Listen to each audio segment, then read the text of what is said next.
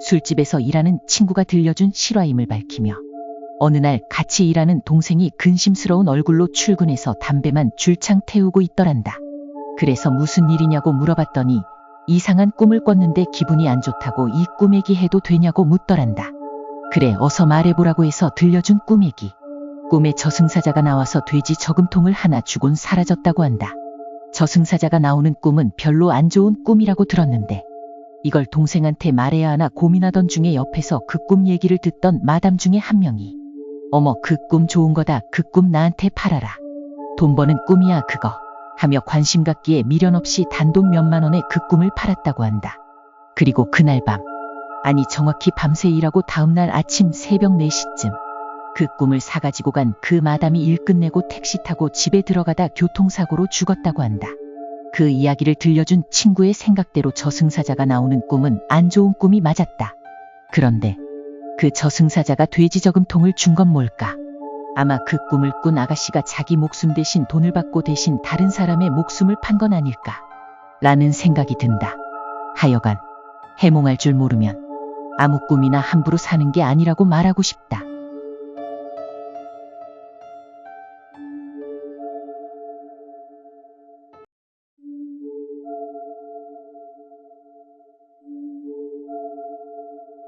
일본의 오키코 인형이라는 나무 인형이 있는데 이 인형에 사람의 임무가 붙여 있다고 하네요.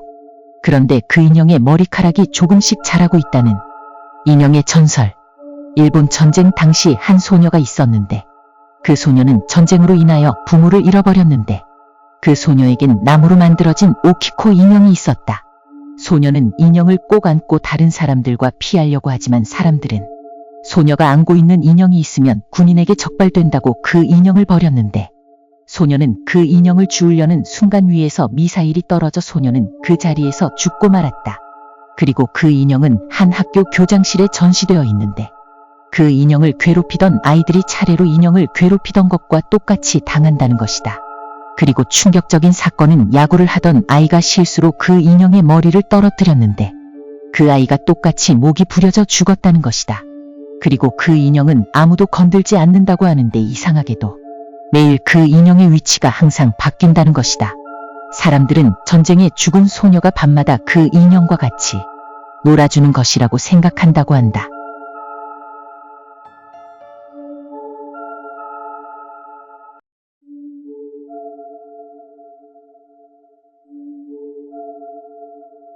(1872년 11월 10일) 이른 아침 미국 뉴올리언즈 제사광구 경찰서에는 교도소에 가기 전에 죄수를 임시로 가두는 여러 개의 독방으로 된 보호소가 몇 개 있었습니다.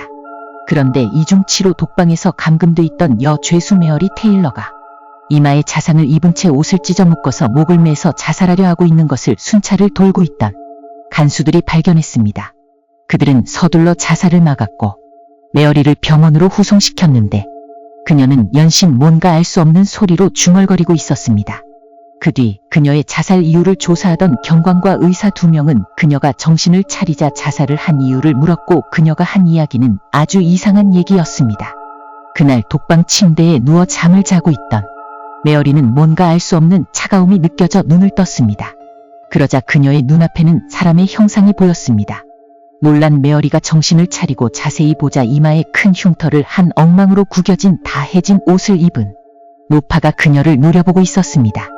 노파는 그녀가 눈을 피할 수 없을 정도의 강한 눈초리로 쏘아보고 있었는데 메어리는 그녀가 무서워서 고개를 돌리려고 했지만 그녀의 몸은 전혀 움직이지 않았고 소리도 나오지 않았습니다.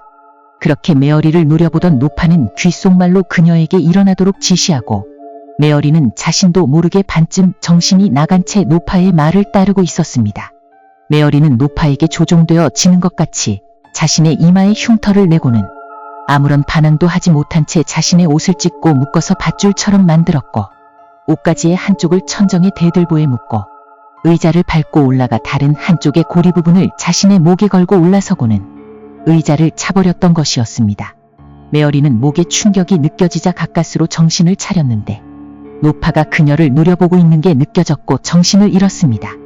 메어리의 이야기를 듣고 있던 의사는 스트레스로 인한 환각 증세라고 주장했는데 같이 있던 경관은 메어리가 이야기하고 있는 노파에 대해서 금방 생각해냈습니다. 2년 전에 7호 독방 안에서 앤머피라고 하는 주정뱅이 노파가 갇혀 있었는데 그녀는 불황자로 가족도 없이 떠돌며 살았고 인근의 동물들을 잡아 죽이면서 일종의 미신적 행위를 하거나 아이들의 이마에 자상을 입히는 일 때문에 고소를 당해 잡혀 있었습니다. 앤머피는 그 감옥에서 옷가지를 찢어 자살을 했는데 그 이후로 5명의 죄수가 7호 독방에서 똑같이 자살한 일이 발생했습니다. 그리고 메어리는 6번째의 자살자가 될 뻔한 것이었죠. 이 정도면 단순한 우연이라고 보기에는 힘들다고 생각한 경찰 당국자들은 신중하게 벽에 벽돌을 두드려보고 들보나 쇠창살, 틈이 있는 곳들을 점검했지만 인간이 비집고 들어갈 수 있는 크기의 구멍은 발견되지 않았습니다. 그 후 몇 달간 7호 독방은 사용되지 않았습니다. 그러는 와중에 그 사실을 잘 알지 못한 신참 경관이 존 레널드라는 고주망태로 취한 어부를 소란 죄로 7호 독감에 투옥되게 되었습니다. 이 사실은 안고참 경관들은 존을 풀어주려고 했지만 다른 보호소가 만원이라서 존은 가두고 있지만 서로 돌아가며 독방 안의 형세를 살펴보기로 했습니다. 새벽 2시쯤이 되자 존은 침대에서 코를 골며 자고 있었고 경관들은 5분마다 감방문을 열고 그를 살펴보고 있었습니다. 새벽 4시까지는 별일이 없었고 경관들도 슬슬 지쳐갈 무렵 돌연 코고는 소리가 들리지 않았습니다. 뭔가 안 좋은 느낌을 한 경관들이 독방에 들어가자 존이 메어리가 한 것과 똑같이 자신이 입고 있던 셔츠를 찢어 고리줄을 만들어서 대들보에 연결하고 모습이 보였습니다. 간수들에 의해 간발의 차이로 목숨을 부지하게 된 존 역시 이마에 자상이 나 있었고 조사경관에게 자신의 경험을 이야기하기 시작했는데 그가 한 진술 역시 메어리가 증언한 대로 무명옷을 입고 낡은 슬리퍼를 신은 이마에 흉터를 가진 노파를 보았고 그 노파가 시키는 대로 했다고 진술했습니다. 결국 7호 독방은 폐쇄됐다고 합니다. 또 하나 놀라운 일은 생전에 애는 자신의 흉터 때문인지 인근의 아이들의 이마에 손톱으로 상처를 내곤 했는데 그 노파에게 조종되어 졌다고 생각되는 자살한 5명의 시신을 살핀 의학적 보고서에 의하면 거의 전원의 이마에 자신이 스스로 낸 듯한 핥힌 상처가 나 있었다고 합니다.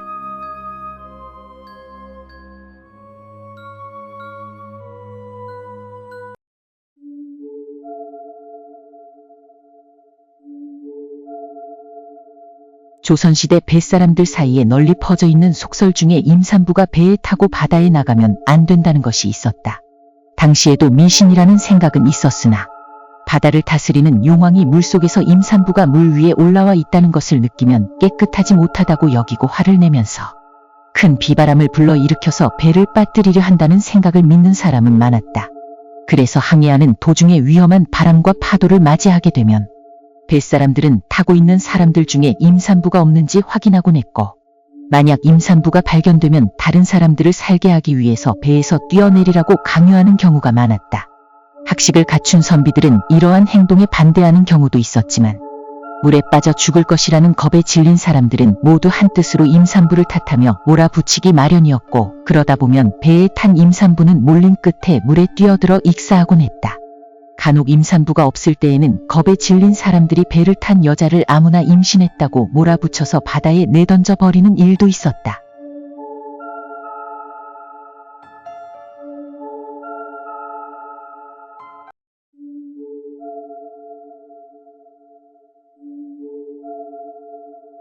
(1980년대에) 있었던 일이래. 어느 군대의 병장이 먼저 이 꿈을 꾸었대. 이 꿈은 배경이 온통 바다고 그 바다 모래사장에선 어떤 할머니가 한 손은 주먹을 쥐고 한 손은 그 손을 붙잡은 채 무엇을 찾고 있다는 거야. 그래서 그 꿈을 꾸는 병장이 할머니한테 다가갔대. 할머니 무엇을 찾으세요? 이렇게 물어봤는데 할머니가 내 새끼손가락을 찾아. 젊은이. 그렇게 해서 병장이 할머니의 새끼손가락을 찾아드리려고 바위 밑이나 모래사장 물가 등등 막 샅샅이 뒤져서 겨우겨우 새끼손가락을 찾아드렸대. 근데 할머니는 탐탁지 않은 표정으로 병장에게 고마워, 젊은이, 이랬다는 거야. 그 후로 꿈에서 깨고 나서 후임들에게 그 꿈을 말해줬대. 병장은 만약 그 꿈을 꾸게 된다면 새끼손가락을 꼭 찾으라고 당부를 했어. 어느 날 상병이 그 꿈을 꿨어 하지만 상병도 새끼손가락을 찾아드리고 똑같이 할머니는 탐탁지 않은 표정으로 고맙다 했어. 이등병도 똑같았고.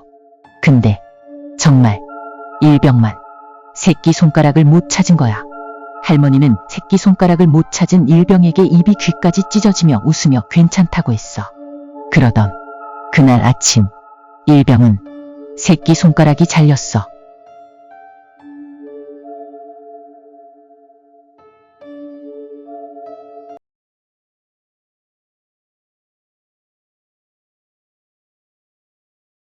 인류대학에 들어가려는 한 여자가 있었다. 근데 학교에서 공부하려면 자꾸 복도에서 누군가의 발자국, 소리가 나서 공부에 집중을 하지 못했다. 그래서 그 여자는 용하다는 점집에 찾아갔다. 인류대학에 들어가려고 밤늦게까지 공부하다 사고로 죽은 귀신이 학교에 붙어 있어서 그래. 오늘 밤에 널 데려갈 거야. 오늘 밤만 무사히 넘기면 넌 인류대학에 들어갈 수 있어. 밤에 또 그 소리가 들리면 청소함에 들어가서 그 발자국 소리가 없어질 때까지 숨을 참고 있어. 성공하면 넌 대학에 들어가는 거고 실패하면 넌 그대로 죽는 거야. 그날 밤 여자는 공부하고 있는데 또 밖에서 발자국 소리가 났다.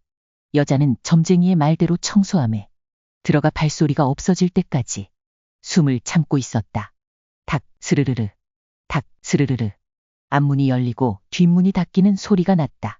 발자국 소리가 없어지자 여자는 참았던 숨을 한꺼번에 내쉬기 시작했다. 그때였다.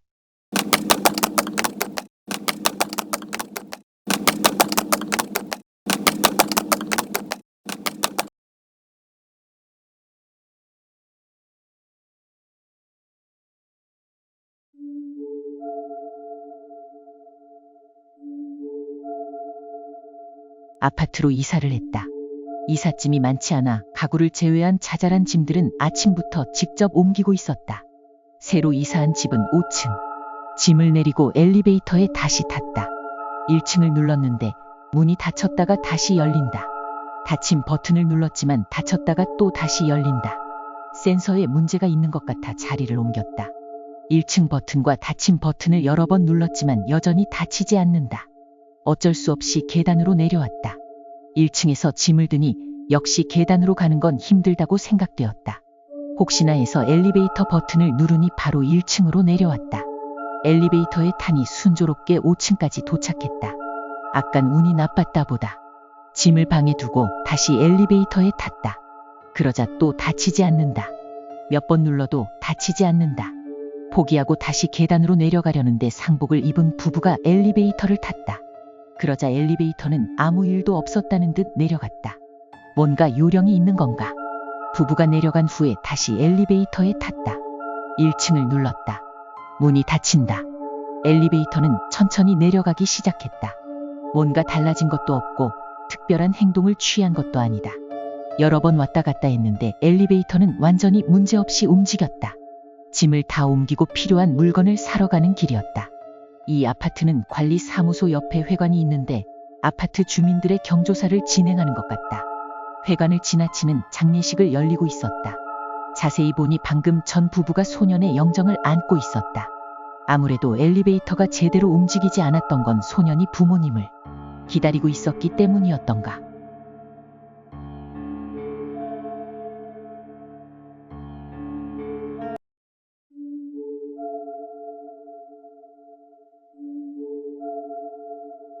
청년은 청소회사에서 아르바이트하고 있었다.